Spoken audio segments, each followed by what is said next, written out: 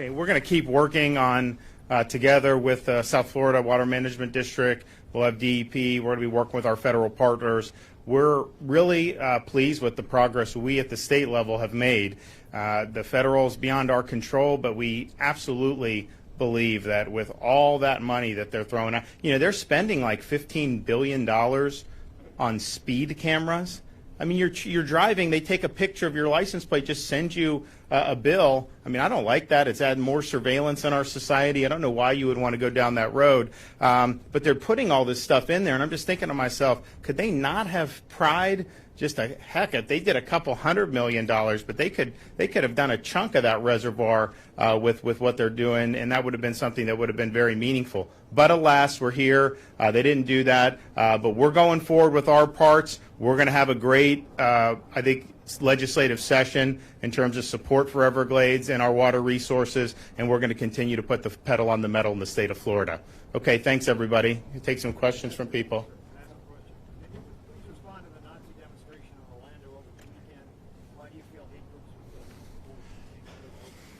So what I'm going to say is these people, these Democrats who are trying to use this as some type of political issue to try to smear me as if I had something to do with it, we're not playing their game.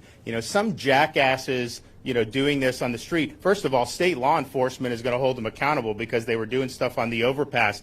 So they're absolutely going to do that, and they should do that. But I'm not going to have people try to smear me that belong to a political party that has elevated anti-Semites to the halls of Congress like Ilhan Omar, that have played footsie with the BDS movement, that even have people in their party that have cavorted with Farrakhan.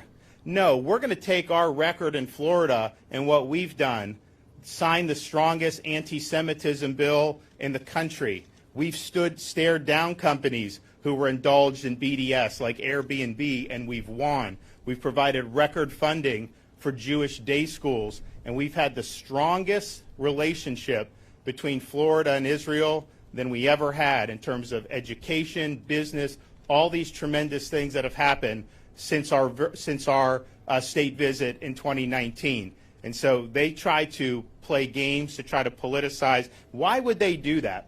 Why would they want to elevate a half dozen malcontents and try to make this an issue for political gain? Well, because they want to distract from the failure that we've seen with Biden, and they're all joined at the hip. All these policies, they all support in Florida 100%. The inflation that these policies have caused, that's absolutely killing people at the gas pump, in the grocery store, making everything we do in the economy more expensive. You look at the disaster on the southern border, people from like 100 different countries pouring into the country illegally, hundreds of thousands of people a month.